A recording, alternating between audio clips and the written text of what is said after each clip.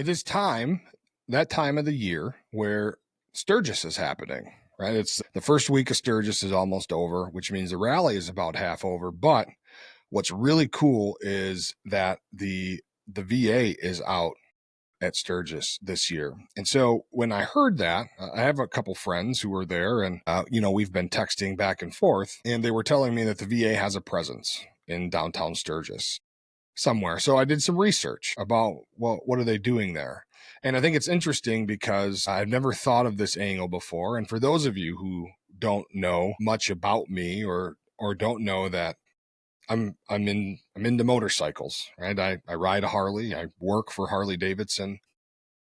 I never thought about talking about motorcycles and veteran. And so I think that this is a good opportunity as we find ourselves in the middle of the Sturgis Rally this year. And it just so happens to be the 85th anniversary of the Sturgis Rally. So anyway, the VA is out at the Sturgis Rally, and from the 1st to the 8th, it says here, the Department of Veterans Affairs is operating a VA one-on-one Veteran Assistance Expo, which I think is pretty sweet.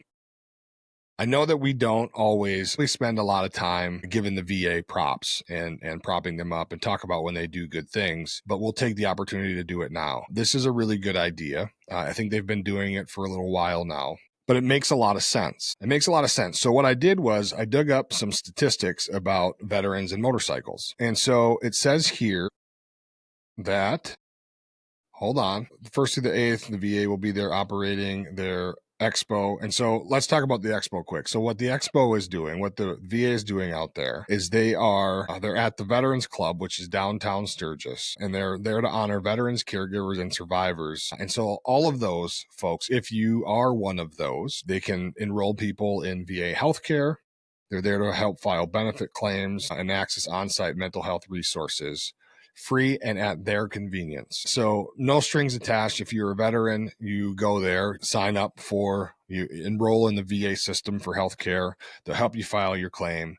If you are somebody who is in need of some mental health care, it's there for you and it's free and really no strings attached other than you have to sign up for VA for the system. And you should anyway, even if you're one of those guys or gals that doesn't trust the VA and you don't think that they're there to help you and it's not going to be helpful for you to enroll, my advice to people always is just enroll anyway. If you don't go and you don't use it, that's okay.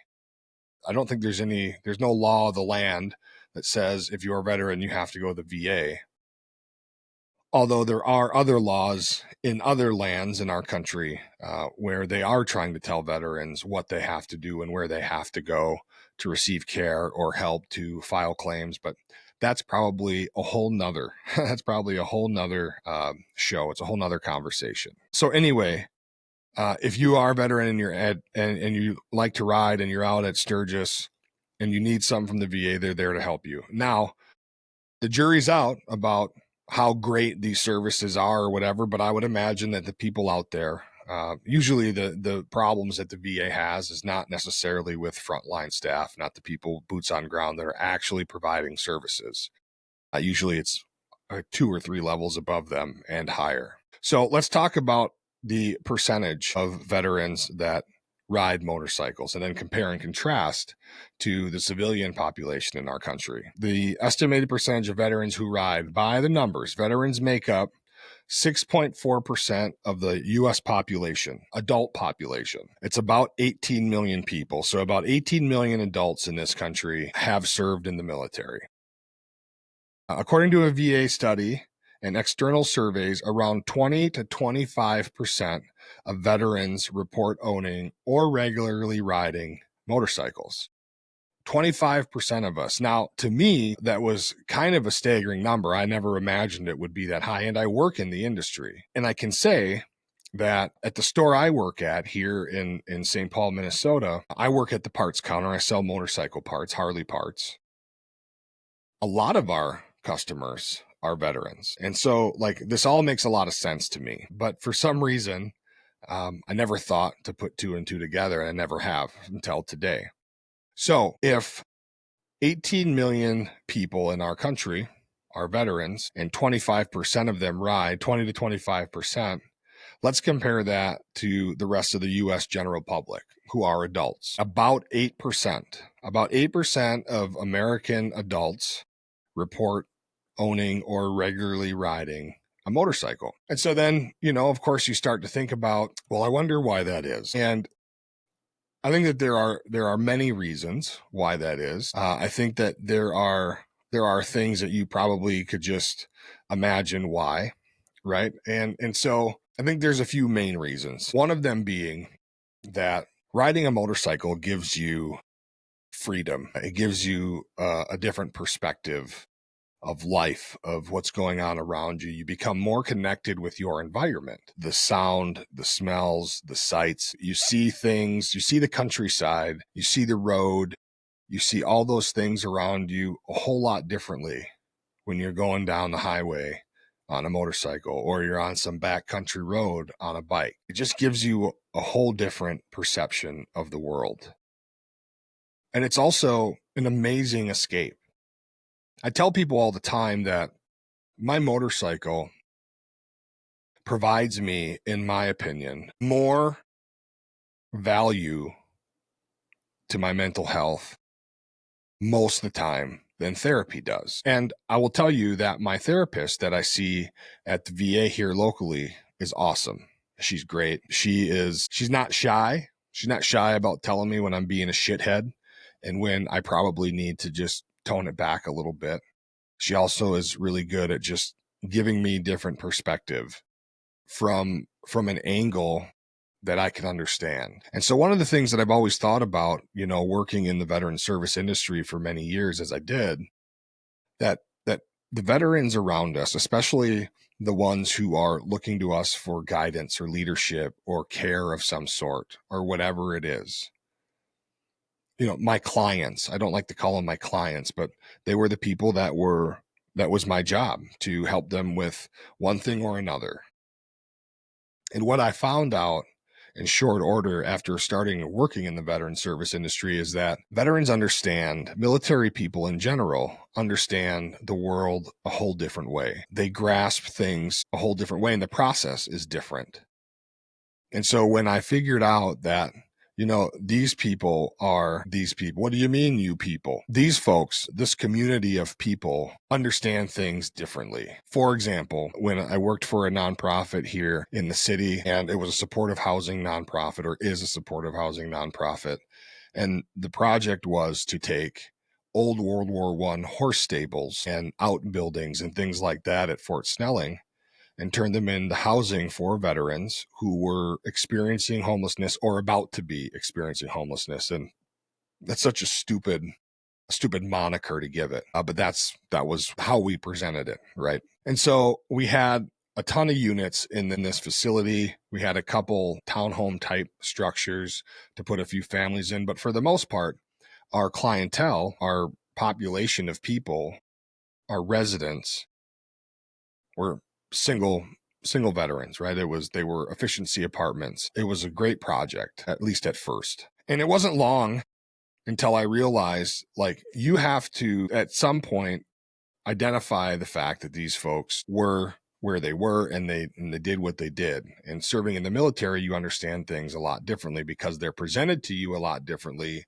And when that happens, either you sink or swim. And so I learned right away that if, for example, I came into work in the morning and the place was a complete pigsty and you start addressing it, right? You start talking to people. Well, hey, what happened here? And why does it smell like rotten food in the hallway and this and that and the other thing?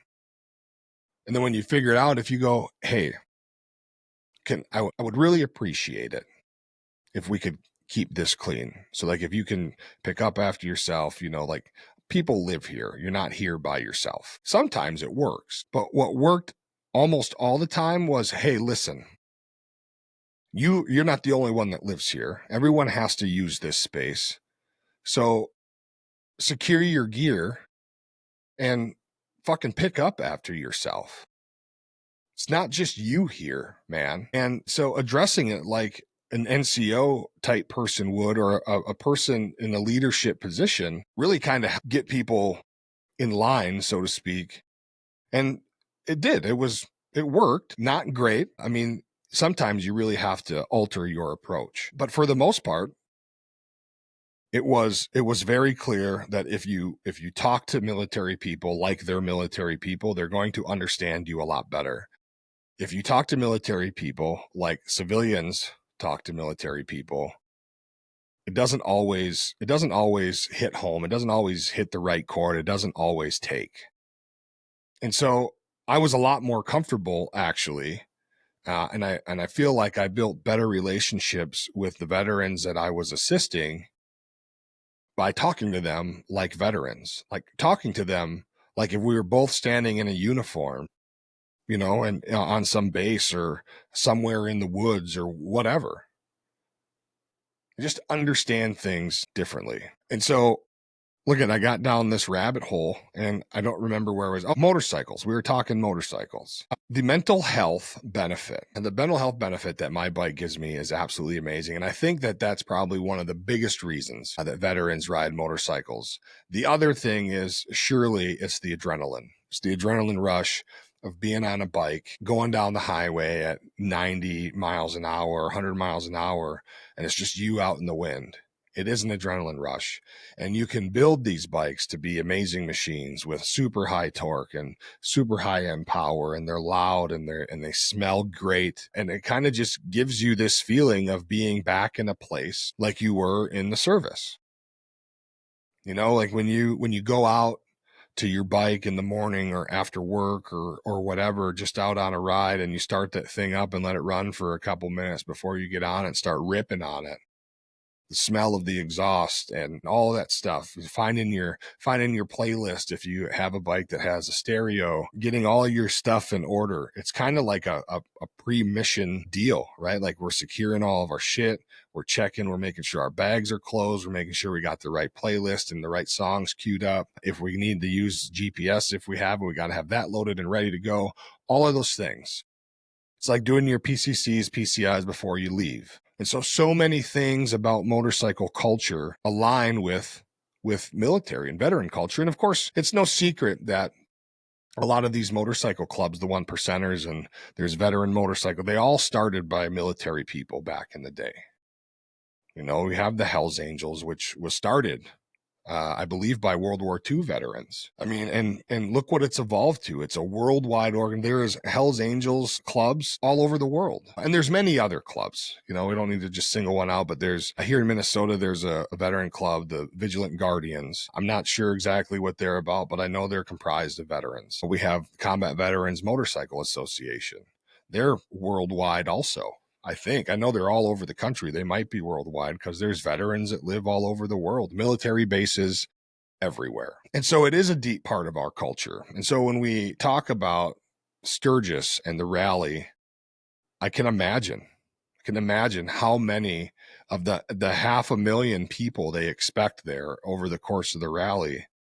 A large percent of them are probably people who have served or came from military families or first responders, those types of jobs that are high intensity at times where you need adrenaline dumps, right? To just get by. And I think that a lot of veterans can identify with that. And then lastly, just like I was saying earlier, just the freedom that the road provides you. One of my favorite things to do on my bike is to get on, keep the GPS off, turn up some tunes and try to find roads I've never been down. Try to get lost, which goes against military culture, right? We don't ever want to be lost. We always want to know where we're going, but trying to get lost and then just getting lost in the whole thing, the whole ride, the whole experience, all the sights, the feelings, the smells, the tastes, all of it. And then when you're ready to go home, you just turn around. If you get lost, well, you got your cellular telephonic device you can use. You got GPS on bikes. You got all kinds of stuff. Or you just keep riding until you see something familiar and navigate your way home. And so in honor of the 2025 Sturgis Rally, I think that it's appropriate to say thank you to the VA for being there, for offering this stuff to try to connect with veterans, especially veterans who ride. I think that we know and we see and we hear all the time, and there's a lot of conversation about veteran suicide in many different corners of our communities.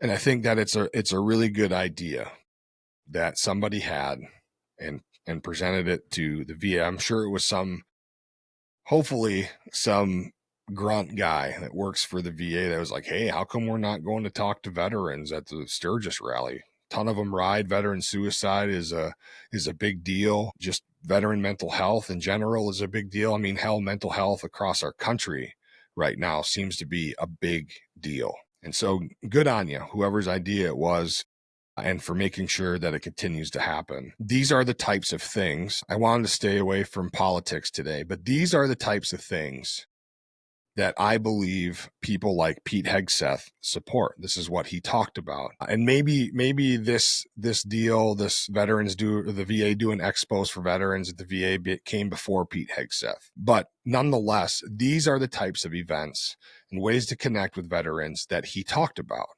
And so if this wasn't his idea, okay, great. But these are more of what we need to do. And so there's a lot of motorcycle rallies. There's Daytona Bike Week. There's Biketoberfest in Daytona. There's a big bike rally in Iowa. There's one out on the East Coast. There's bike rallies all over.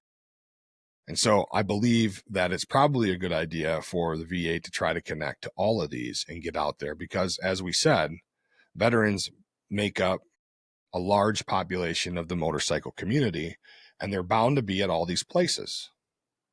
So hopefully they figure out ways to connect with more people in more circles and more places around this country. But this is great.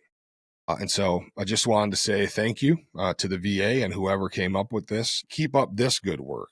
There's a lot of other good things that can come of things that are happening that they're doing in the VA system. So hopefully we continue to have positive change. If you are a person that finds a lot of benefit from riding a bike, comment down below. I'd like to hear, what do you ride and where are you and what are good rides? One of the things that my wife and I are doing is we're going to start slowly going to different places in the country over the next few years and trying to find a place where we can spend half of our time. When she decides to retire and I get a little bit older, we're going to want a place to go when it's cold as hell in Minnesota. We have a lot of roots here. My wife owns a business. We have these businesses. We got kids here and grandkids here. So I don't know that we can leave, but we certainly want to escape when it's 10 below or 30 below zero in the winter. And I'd love to be able to go for a Thanksgiving ride or something like that. So anyway, I'll let you go. I don't want to eat up a bunch of your time, but Sturgis is here. If you're going, be safe. If you've been, let us know how it was. I didn't get to go this year. As you guys all know, I was in Europe with my dad. And so going to Sturgis just wasn't in the cards. So, but I like to hear about it and I like to connect with more people who ride. So connect with us and let us know what's up. We'll tell you what's up. We always do. But anyway, you guys have a great rest of your day or evening or whatever. We'll see you later. Bye-bye.